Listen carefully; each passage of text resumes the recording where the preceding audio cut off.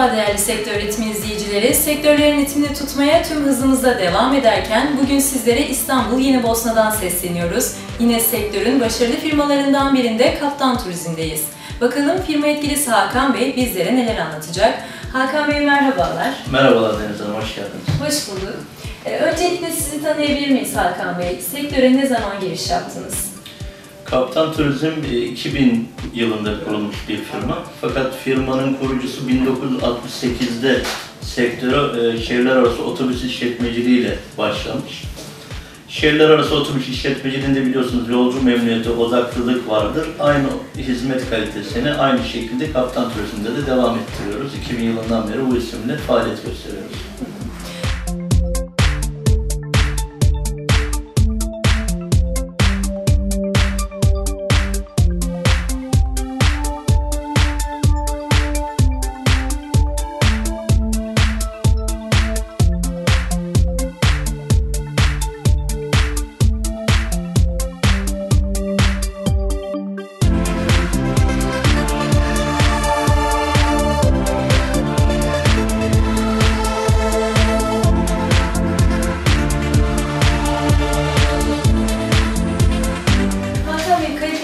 Hizmetlerinizden bahseder misiniz bize?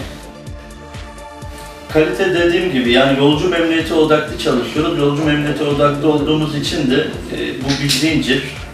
Çalışmış olduğumuz işletmenin idari işleri bu zincirden yolcu memnun olduğunda idari işler memnun oluyor. İdari işler memnun mutlu olduğunda biz memnun mutlu oluruz.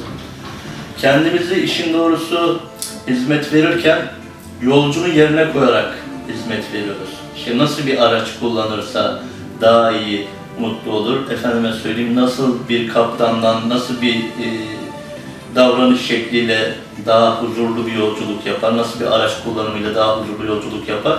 Kendimizi o yolcunun yerine koyarak hizmetlerimizi de bu şekilde sunmaya çalışıyoruz. Bu da işin kalitesini getiriyor tabii.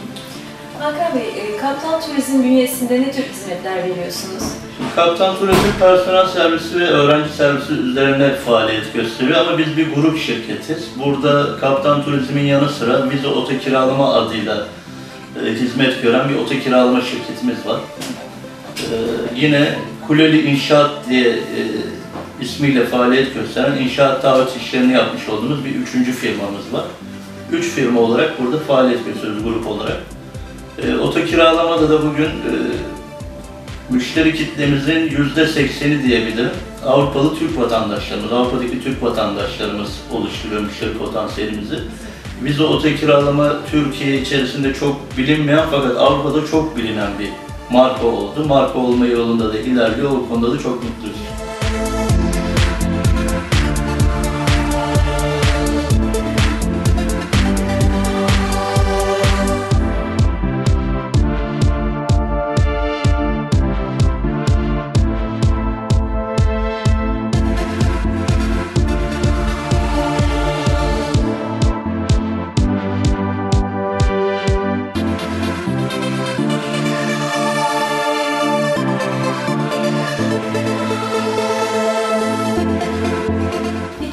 Projeleriniz, hedefleriniz var mıdır?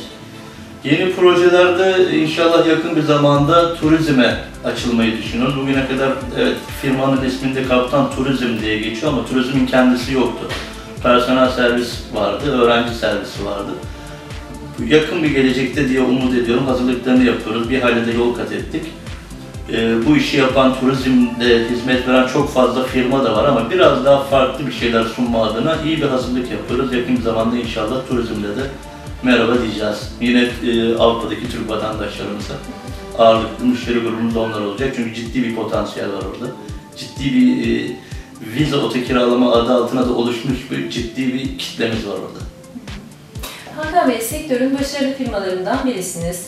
Ama sizin rakipleriniz de var. Sizi rakiplerinizden ayıran farkınız nedir? Yani neden siz tercih edilmelisiniz? Şimdi işin aslında en zor ve sıkıntılı tarafını bana soruyorsunuz. Çünkü şöyle söyleyeyim, biz gerek oto kiralamada, gerek personel servis bölümünde, gerek de yarın turizmde bizim sattığımız ürün gözle görülen bir ürün değil. Bizim en büyük sıkıntılarımızdan bir tanesi aynı zamanda. Biz ifadeye dayalı satış yapıyoruz.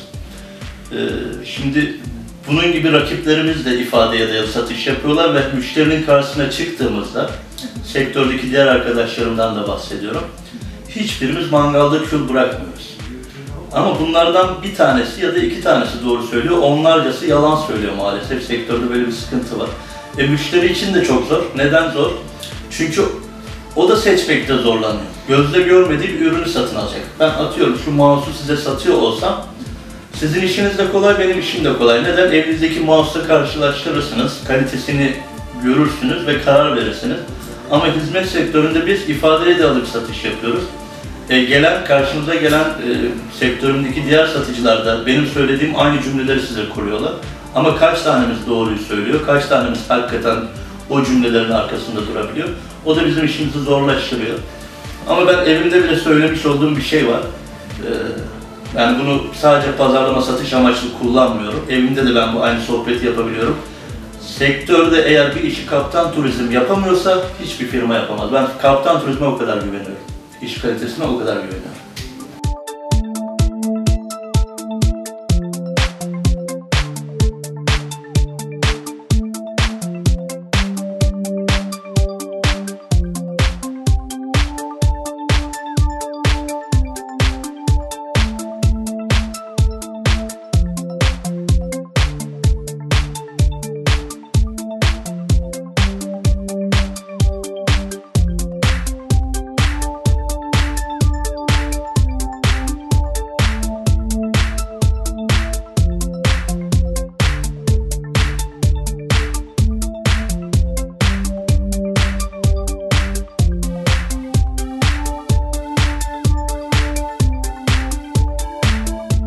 Peki sektörünüzün sıkıntıları nelerdir? Her sektörde bir sıkıntıların olduğunu düşünüyoruz. Sizin sektörünüzün sıkıntılarını bizimle paylaşır mısınız? Sektörde dediğim gibi aslında birinci zorluk biraz önce bahsetmiş olduğum pazarlama satış konusunda gözle görünmeyen bir ürünü satıyor olmak bizim için ciddi sıkıntılardan bir tanesi.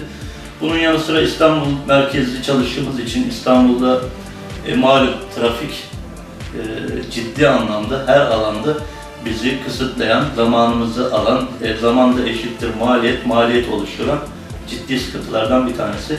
Ama artık onu firma olarak biz tabii başa çıkamıyoruz. Artık inşallah belediye olarak önümüzdeki günlerde İstanbul Belediyesi'nin hazırlıkları var diye umut ediyorum. Bakalım. Yeni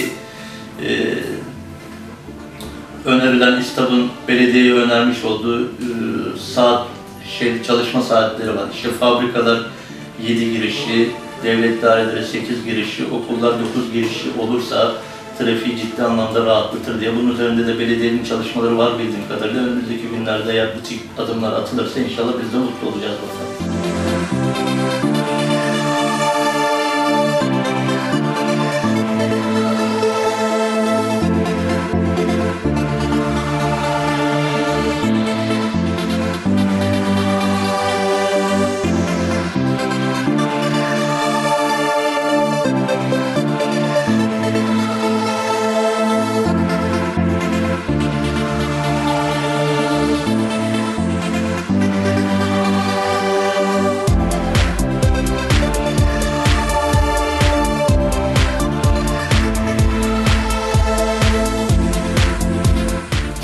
Hakan Bey, son olarak değerli izleyicilerimize neler aktarmak istersiniz? İzleyicilerimize dediğim gibi yani gözle görünmeyen bir ürünü satın alıyorlar. Artık orada satıcının iyi bir analizini yapmaları gerekiyor zannediyorum. Kaçımız doğru söylüyor konuşurken, kaç tanemiz ne kadar sallıyoruz, palavra atıyoruz, artık onu müşterilerimize herhalde ayırmaları gerekiyor. Hakan Bey, hoş sohbetiniz için çok teşekkür ediyoruz. Ben teşekkür ederim. Başarılarınızın devamını diliyoruz. Ben teşekkür ediyorum. Teşekkürler, sağ olun.